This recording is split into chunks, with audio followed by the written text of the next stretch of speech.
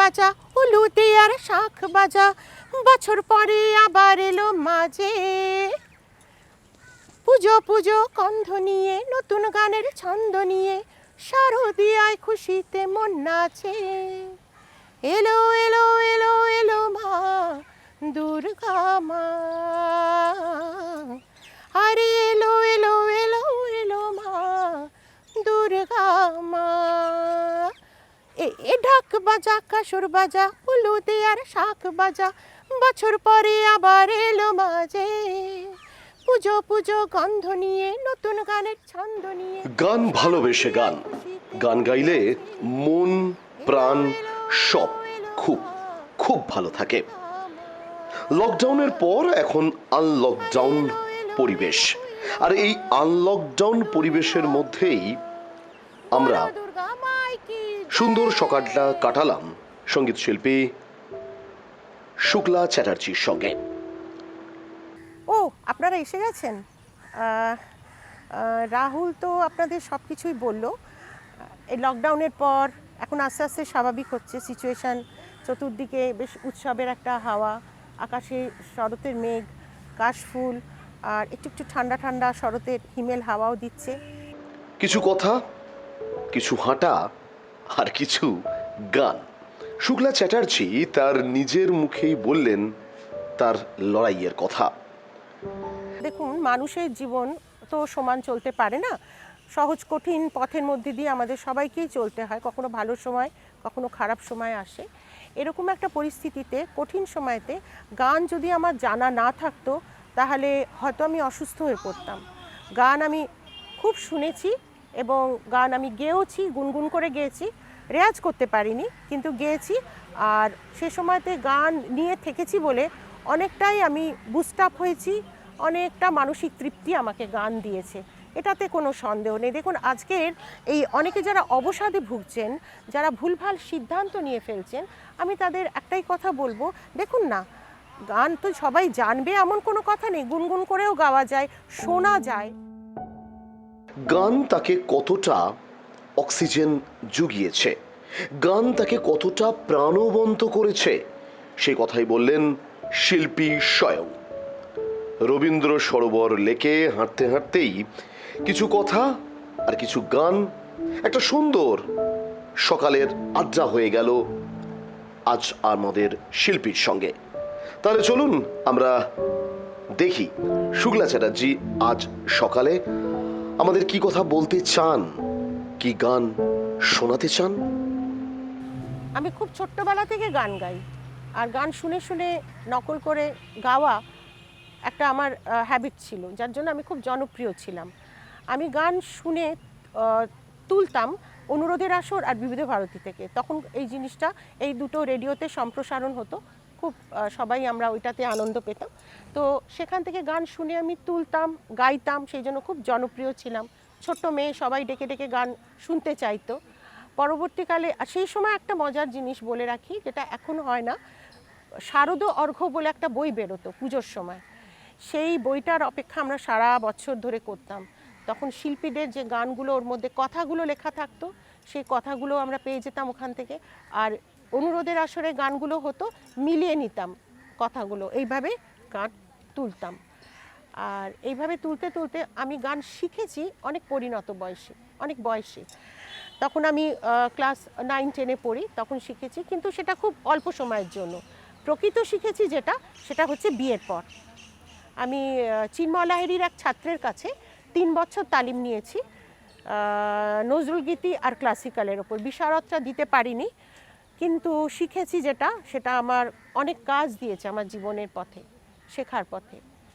এখন যে বছরের পর বছর যে রিয়ালিটি শোগুলো হচ্ছে, তার থেকে যেসব বাচ্চারা সিলেক্টেড হয়ে উঠে আসছে, তাদের স্থায়িত্ব কিন্তু ভীষণ কম। এই জন্য কম আমি বলছি, দেখো, এত শয়ে শয়ে বাচ্চারা আসছে, কিন্তু তার মধ্যে আমরা কটা ভালো বাচ্চা পাচ্ছি, কটা ভালো সিঙ্গার পাচ্ছি? একটা কি দুটো, যাদের নাম হচ্ছে, যারা টিকে যাচ্ছে, প্লেব্যাক করছে, ফিল্মে গাইছে, কিন্তু বেশিরভাগ তারা হারিয়ে যাচ্ছে। সব বাবা মাই চান তার সন্তান টিভিতে গাইবে, স্টেজে গাইবে, এটা দেখতে তারা চান, সব বাবা মারই ইচ্ছে করে। কিন্তু আমি অনুরোধ করব, আমি বলবো যে তারা যেন প্রশিক্ষণের একটা ব্যবস্থা করে দেন। শিক্ষাটা খুব দরকার, কোনো কিছু শিক্ষা ছাড়া হতে পারে না। গান তো একদমই না। আমাদের গুরুদেব বলতেন যে গান হচ্ছে গুরুমুখী বিদ্যা, গানের জন্য একটা গুরুর খুব দরকার হয়। আর এইভাবে রিয়ালিটি শোতে গাইছেন তারা, কমার্শিয়ালি তারা ফেমাস হচ্ছেন, এটাও খুব ভালো জিনিস, কিন্তু তার সঙ্গে শিক্ষাটা খুব দরকার।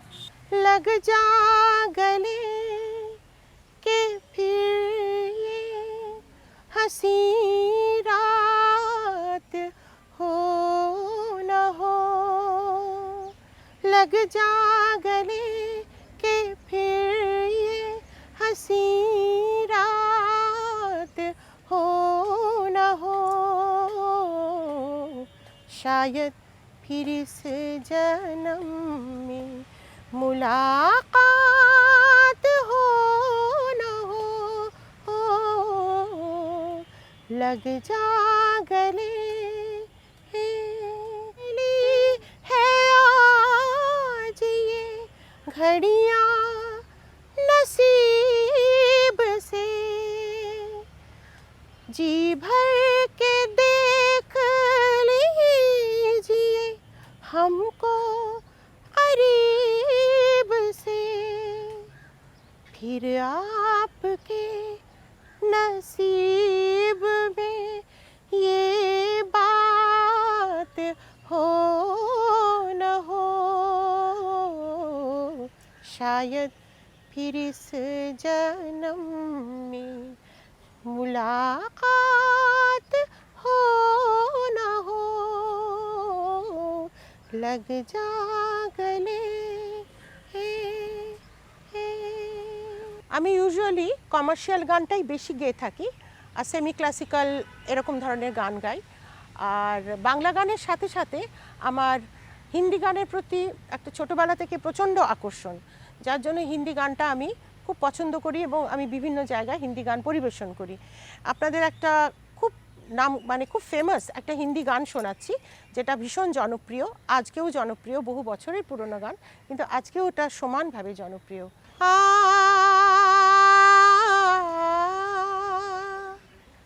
तुझसे नाराज नहीं जिंदगी हैरान हूँ मैं, ओ हैरान हूँ मैं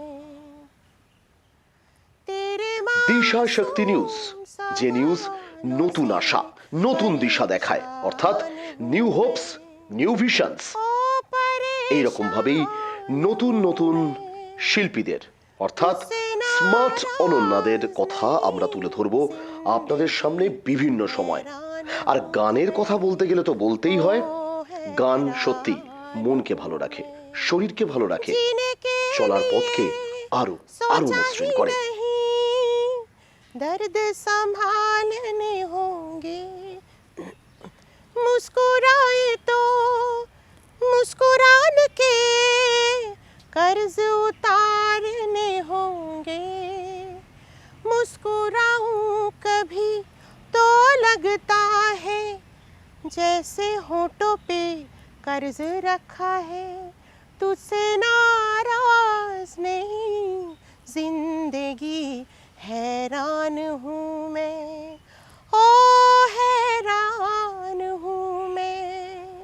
আমায় প্রশ্ন করে নীল ধ্রুব তারা, আর কতকাল আমি রব দিশাহারা, রব দিশাহারা মেরে ख्यालों के आंगन में। শুভেচ্ছা রইল শুক্লা চ্যাটার্জির জন্য।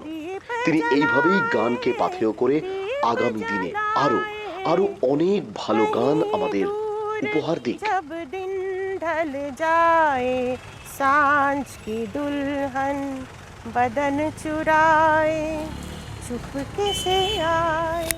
আজ তাহলে এই পর্যন্ত থাক, আবার আগামী দিনে কিছু কথা, কিছু গান নিয়ে আবার আপনাদের সঙ্গে হাজির হব, আপনাদের সামনে হাজির হব। লাস্ট একটা গান গেয়ে আমি বিদায় নিচ্ছি আপনাদের কাছ থেকে। আপনারা সবাই ভালো থাকবেন, সুস্থ থাকবেন, গানে থাকবেন।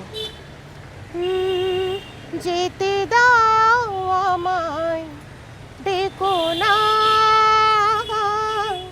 যেতে দাও আমায়, ডেকো না।